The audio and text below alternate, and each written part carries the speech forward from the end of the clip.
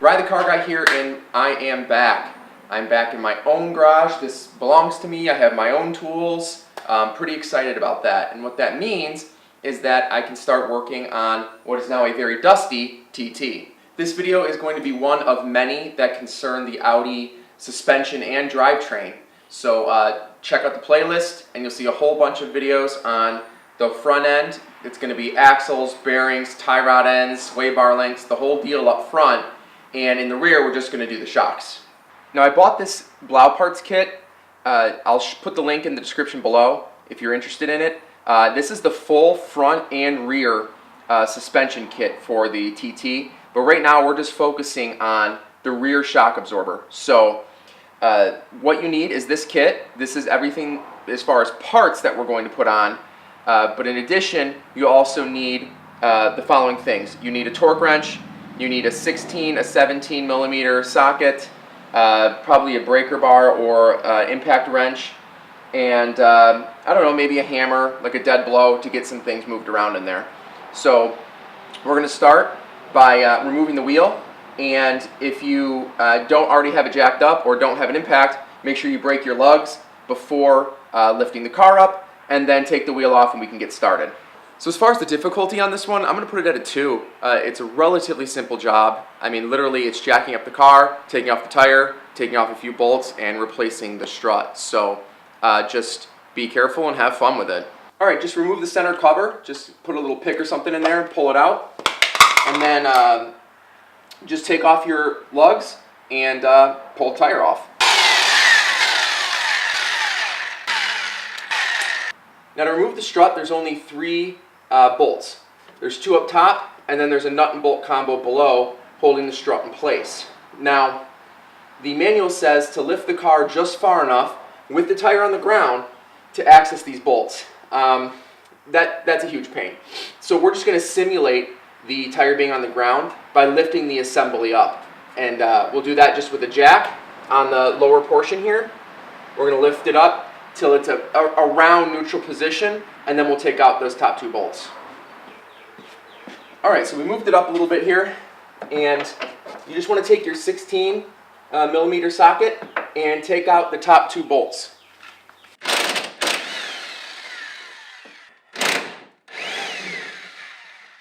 Now that the top 2 are out, lower this assembly back down and we'll take out the bottom bolt and nut. On the lower, you just need to support the back bolt, and then you can just take the nut off with your impact.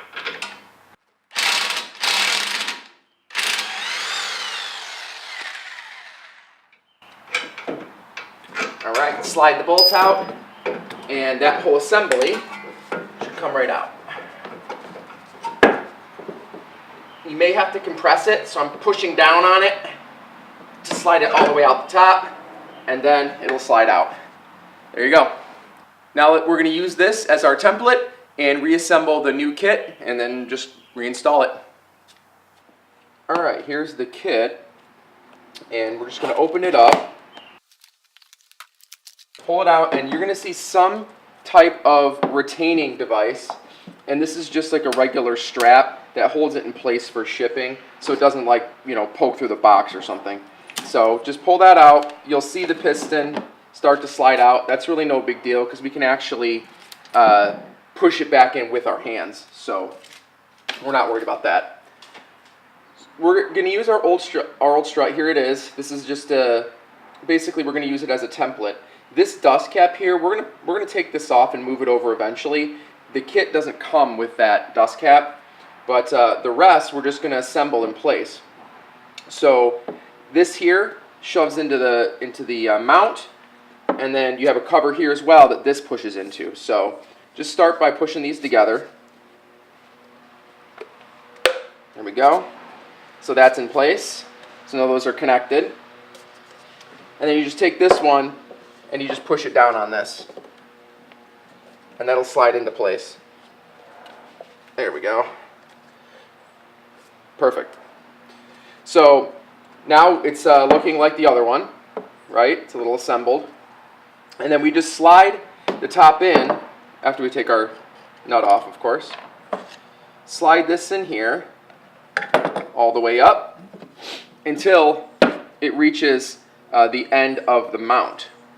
Now what you'll see is you have a threaded nut that has a little retaining clip in it, and you're going to slide that on, but of course the actual piston, the little strut, is going to rotate inside. So that's why they have this little keyed top here where you can grab onto it with a pair of pliers as you spin this on. So I'm going to accomplish this is take a pair of needle nose pliers and a 17mm open wrench, use the close side, and then attach my needle nose pliers, just kind of hold on to the top, and then just spin it on, right? So what you can do is you can kind of alternate, so use your wrench to hold it, turn again, like this. And just kind of keep going back and forth. So grab it, turn it, rotate, turn, and just keep doing that until the nut is all the way down and it's holding this mount in place. Once you tighten it, just make sure to feel the mount, make sure it doesn't wiggle, make sure it's on nice and tight, and just take the dust cap off of the old one, slap it on here, and you're ready to go. It's fully assembled, and we can go and slap it back on the car.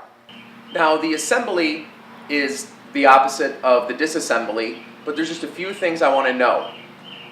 When you put this in and you have it in place, just slide the bolt through this and finger tighten the nut. Do not tighten it down until you have this back in what they call the curb weight position, meaning the weight of the car's on it. We can replicate it again with the jack, but make sure it's up higher, or else you're going to preload your bushing and it'll make it wear out faster or maybe cause noises. Also, the top two bolts are going to be at 22 foot-pounds plus a quarter, so 90-degree turn past 22 pounds. And the bottom is going to be 30 plus a quarter, 90 degrees, quarter turn. Other than that, just reassemble it, get it back into position, and put your tire back on, and you're ready to rock. Keep an eye out for the rest of the Audi suspension videos coming soon. That's going to be part of a whole playlist. And then, of course, subscribe for more awesome DIY videos like these. Thanks for watching.